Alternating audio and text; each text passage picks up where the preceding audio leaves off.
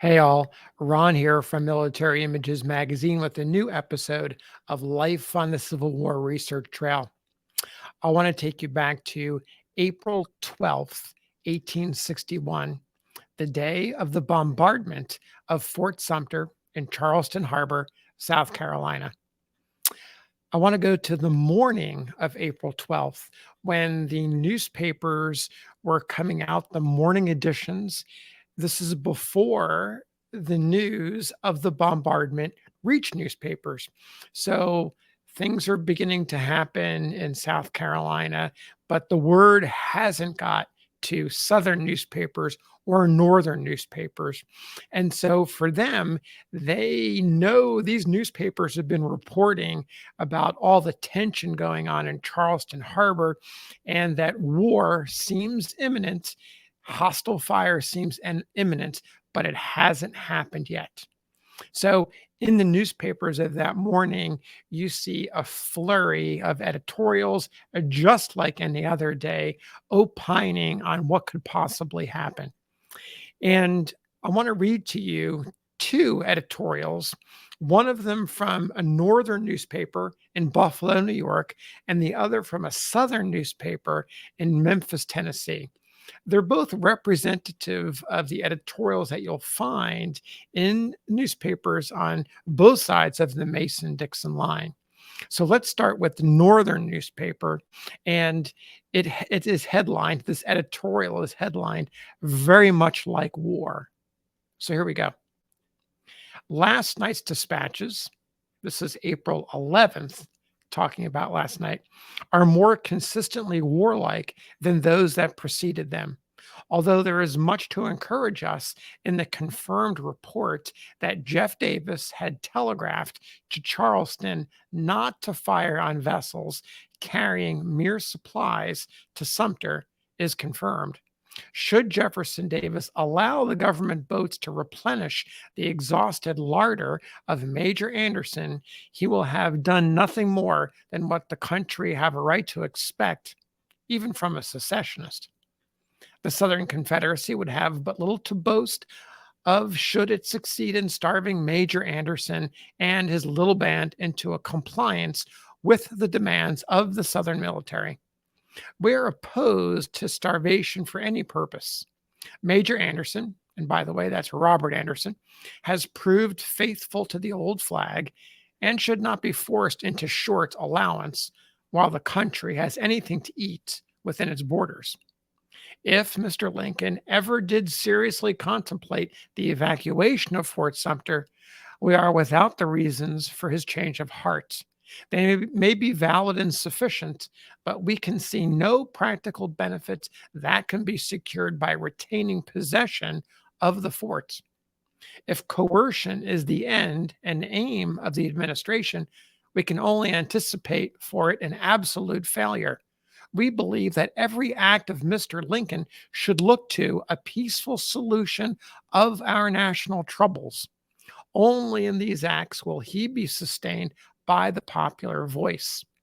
It may, after all, require a conflict at Charleston to wake the people up to a sense of the danger which menaces the whole country. We shall not be startled to learn very soon that the wishes of the bellicose Republicans are gratified. So there you have some Democratic leaning voices who are encouraging peace and looking to the Lincoln administration to take peaceful actions so that they can stop this great menace that's hanging like a cloud over the country. Meanwhile, let's go south to Memphis, Tennessee, and take a read of this editorial. It's headlined Washington, April 9th. It is persistently stated in administration circles that the recent warlike preparations were made solely for defensive purposes. Such assurances as these dispatches purport to give amount to nothing except a solemn warning for us to be on the alert for treachery, while they disclose the shrinking timidity and the skulking cowardice of the enemy. They cannot be distorted into a construction of peaceful intention. Far more honest would it have been And we believe, quite as effectual, had Mr. Lincoln informed the South that he intended to wage war upon them unless they speedily repudiated their new government and acknowledged obedience to the Black Republican regime at Washington. This ruse, quite as ingenious as the desperation of the case will allow, is bald and futile at the utmost. It might have answered its flagitious purpose if the sympathy of the border states were with the North in the present contest. But happily, our people demand the abandonment of any policy by the Lincoln government which may be possibly bring about a collision. Any attempt to execute the laws, to collect the revenue, or to hold and possess the forts is justify construed into coercion and nothing less. The bare presence of the United States troops in Fort Sumter and Pickens is as much an aggression as the tramp of King George's soldiery upon the plains of Lexington in 1775.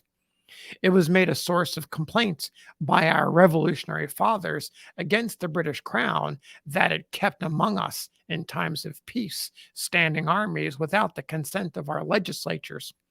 If such a procedure invaded the rights and violated the dignity of a colonial legislature, what would they have thought of a standing army garrisoned within the limits of a sovereign state where there was no danger of foreign war for evident purposes of domestic intimidation? The object of these forts, as the state of Virginia has properly announced, is to repel invasion from abroad, not suppress revolution at home. Hostilities are thus already provoked by the Northern Party, and the failure to attack so far has been an exercise of forbearance upon the part of the Confederate States. The first aggression has been committed upon the South, and through a desire for a peaceful and conciliatory settlement, she has refrained from resenting the insult. Despite the extraordinary efforts to practice deception, the chivalrous people who have achieved their freedom are prepared to maintain and perpetrate it. No treachery can foil, and no ingenuity intercept the sublime termination of a movement through which they are yet destined to work out their own political salvation. So there you have a Southern newspaper.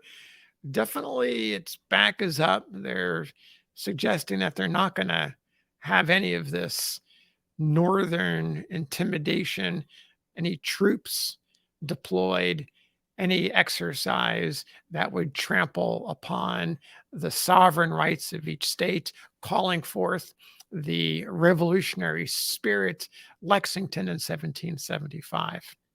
Of course, while readers in Memphis and in New York are reading these editorials, the bombardment of Fort Sumter is underway. So all of these positions and tribe-like tribe-like situations that were being staked out for months and months and years now come to blows when the firing upon Fort Sumter happens. So there you have it, a look into the news media and editorials on April 12th, 1865, pardon me, of 1861. It's going to end 4 years later in 1865 in Charleston Harbor. Thanks for listening.